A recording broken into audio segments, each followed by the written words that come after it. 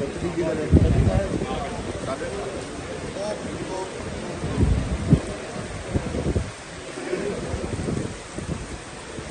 वकील और साहिल के दरमियान इस तरह गुफ्तगू को जो है टेप करना, इस तरह से जो है प्राइवेसी में क्लाइंट और वकील के कॉन्वर्सेशन को सुनना, ये एक जुर्म है। और न सिर्फ आइन के ताबे जुर्म है, बल्कि legal practitioners and bar council के एक्ट के ताबे भी है। तो जस्टिस बाबर सितार साहब ने बड़ा सख्त किस्म के अहकामात दिए थे कि इसको जो है वो रिपोर्ट करें कि कितने इदारे जो हैं वो इसमें क्या क्या रोल इनका होता है और किस कानून के तहत ये जो है टेपिंग करते हैं या फ़ोन की जो है ये उसमें ये दखल अंदाजी करके, क्योंकि ये होता है कॉलर और रिसीवर के दरमियान एक कॉन्फिडेंशियलिटी होती है, एक ऐसा तकद्दस का बातचीत होती है जिसको किसी को सुनने का अख्तियार नहीं होता है। और ये आर्टिकल 14 के मुतसादिम है, इसलिए कि privacy of home and hearth जिसको कहा जाता है चादर और चार दीवारी का तहफ़्फ़ुज़, तो चादर और चार दीवारी सिर्फ घर की हदूद और क़ुयूद में नहीं मुक़य्यद होती हैं, बल्कि अगर आप किसी से बात भी करते हो फ़ोन पर तो वो भी उसी तकद्दस में आ जाता है जो कि इनवायलेबल है और जिस पर कोई जो है वो मुदाखलत नहीं कर सकता है। तो जस्टिस बाबर सितार साहब ने जब रिपोर्टें मांगी तो सभी ने हाथ इनकार कर दिया कि हमने नहीं किया है। किसी ने वो कहते हैं कि जी ये बैनुल अक़वामी ये तौर पर होता है, या जज साहब ने कहा इसका फिर पीटीवी कैसे इशू करता है, फिर बाकी चैनल्स कैसे इसको चलाते हैं इन कॉन्वर्सेशंस को, जो कॉन्वर्सेशंस एक गैर आइनी और गैर कानूनी तौर से हासिल की जाती हैं, तो फिर उनको नेशनल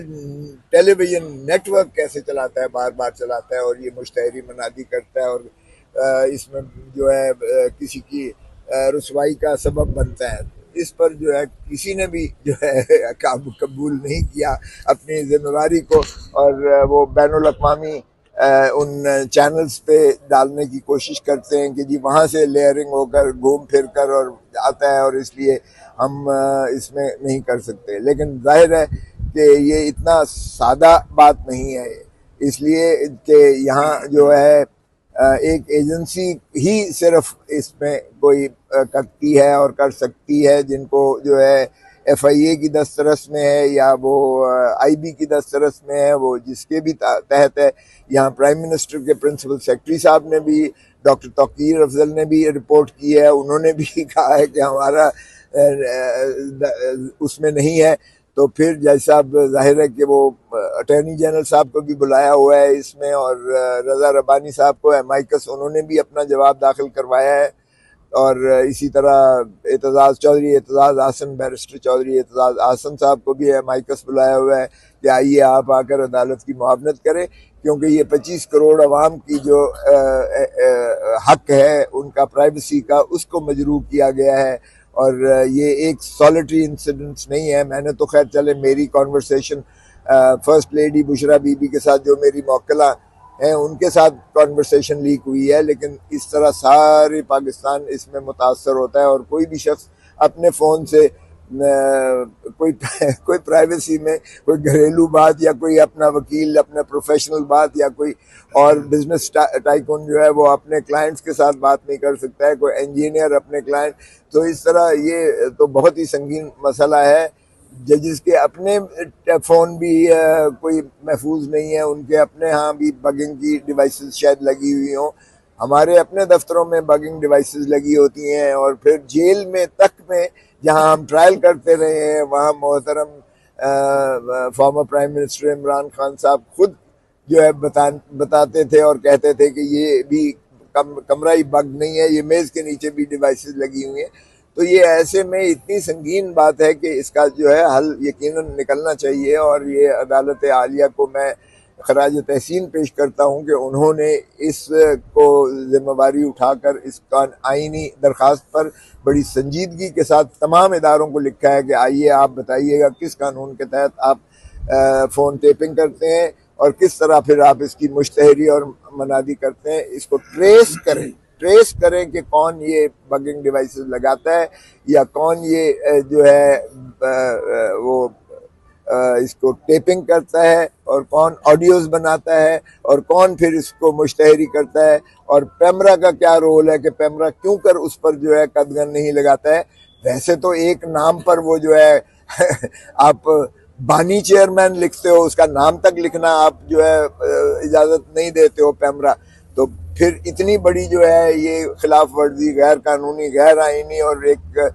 मुश्तहरी मनादी होती है जब आप फोन टेपिंग किसी की सुनवाते हो, सारे नेशनल नेटवर्क पर बार बार रिपीट करते हो, तो इसकी इजाज़त किस कानून के तहत दी जाती है। सो बाहरकैफ ये मसला जो है अभी एक हफ्ते के लिए, यानी 2 हफ्ते, दूसरे हफ्ते, अगला हफ्ता छोड़कर अगले हफ्ते के लिए रखा है और उनसे कहा है कि आप आए और आकर अपना जवाबदेही दें इसमें। सो इस मामले में जस्टिस बाबर सत्तार साहब ने ये दूसरे हफ्ते के लिए इसको मुलतवी किया है। यही तो अजाब है कि यहाँ तो अदालतों के फैसले जात को भी नहीं तस्लीम किया जा रहा। अब आप देखिएगा कि अब सुप्रीम कोर्ट ने कहा था और आइन का भी तकाजा है कि साफ और शफाफ इलेक्शंस करवाए जाएं, ensure transparency fair and free elections. और ट्रांसपेरेंसी और फेयर एंड फ्री इलेक्शंस का आपने हशर देख लिया कि कितना सुप्रीम कोर्ट के अहकामात और कितनी आइन को जो है अमलदारी की गई है। कमिश्नर का अब आप अगर बयान देख लें तो कमिश्नर ने रावलपिंडी ने कहा 13 पिंडी की जो है नेशनल असेंबली की नशिस्तों को जो 70,000 से जीते हुए लोग थे उनको हराया गया है, और उन्होंने कहा अभी तक जो है बैलेट पेपर पर स्टफिंग हो रही है। और आपने देखा कि यहाँ मशीनें बनकर बैलेट पेपर जो है PMLN जो है वो ठका ठक बना रही है। न सिर्फ वो आपके चैनल्स ने सारों ने दिखाया है, बल्कि एक सूबे में नहीं 2 सूबों में उन्होंने ये चीज़ें दिखाई हैं, इस तरह से ठप्पे लगते हुए और इस तरह से बैलेट पेपर्स बनते हुए। और इलेक्शन कमीशन ने जो नोटिफिकेशन जारी किया था हर एक को कि हर प्रिजाइडिंग ऑफिसर सीधा डायरेक्ट अपना फॉर्म 45 जो है इलेक्शन कमीशन को भेजेगा, उसका नेट के क्लोजर से कोई ताल्लुक नहीं होगा, और वो फॉर्म 48 पर वो मनोअन वो दर्ज होगा। आज मेरा केस था डेरा गाजी खान से मोहिउद्दीन खोसा का, उसमें 230 वोटों को 1500 वोट बना दिया गया, और इसी तरह 16,500 से जीतने वाला मोहिउद्दीन खोसा को अवैस लिगारी के हाथों 1500 वोटों से हरा दिया। वो टैबुलेशन करके हमने दिखा दी कि ये देखें जी ये फॉर्म 45 सारे मौजूद हैं, इनकी गिनती ये है। और अब जो नया फॉर्म 45 बनाया गया है, RO ने बनवाया है 47 के मुताबिक करते हुए, उसमें 16,500 का वोट डेफिसिट कवर किया और 1500 ऊपर करके यानी 18,000 उसका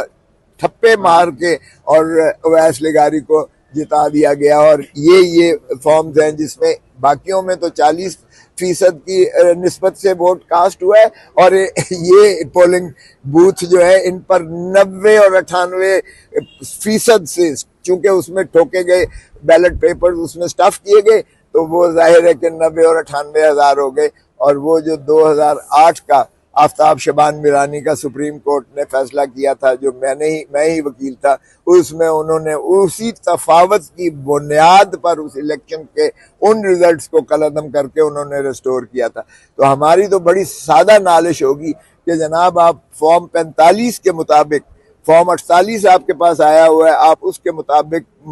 जो है फॉर्म 49 को आप कर दीजिएगा, 45 वाले और 47 वाले सिंक्रोनाइज करेंगे, और फिर आप देख लें कि कौन जीता हुआ है। क्योंकि हम 180 नशिस्तों पर पाकिस्तान तहरीक इंसाफ जीत चुकी है। इसमें ना हमें री इलेक्शन की जरूरत है, ना हमें ट्राइब्यूनल्स में लगाएं, ट्रक की बत्ती के पीछे लगाएं, ना इस कौम को जो है अजियत और कर्ब में डालें, और न ही हारे हुए जिले सुबहानी जो माशाल्लाह ताजपोशी के लिए लंदन से लाए गए हैं, ना ही उनको इस फ्रॉड में जो है ताजपोशी अपने भाई को और अपनी बेटी को पंजाब में करने दें, क्योंकि ये अवाम के साथ गद्दारी होगी, ये आइन से इनहराफ होगा, ये सबवर्जन ऑफ कॉन्स्टिट्यूशन होगा, ये रियासत की तजलील होगी। और इसलिए ये जो है कौम को उसका मैंडेट वापस लौटाकर जो जीते हुए हैं उन्हीं को हक दें, कि वो असेंबलियों में बैठें, पार्लियामान में बैठें और वही हुकूमत बनाने का हक रखते हैं और वही इस मुल्क की पर मिल्कियत रखते हैं, मामलात पर दस्तरस रखते हैं। इसलिए इस अजियत से जो है आपको निजात मिल सकती है, बजाय इसके कि एक कोई भी अब हुकूमत लेने को तैयार नहीं है, PMLN लेने को तैयार नहीं है, पीपल्स पार्टी लेने को तैयार नहीं है, क्योंकि वो समझते हैं कि मैंडेट हारे हुए पर उनका अपना अंदर से ज़मीर उनको मलामत कर रहा है। अगरचे ज़मीर शमीर की उनके नज़दीक है कोई अहमियत या नहीं है, ये तो अल्लाह ही जानता है, लेकिन बाहर का बज़ाहिर यही लगता है कि वो अपना कहीं खुद अपने अंदर शर्मिंदगी महसूस करते हैं। और जिस तरह ख्वाजा आसिफ ने कहा था, असेंबली में ही कोई शर्म होती है, कोई हया होती है, सो कोई शर्म और हया करें।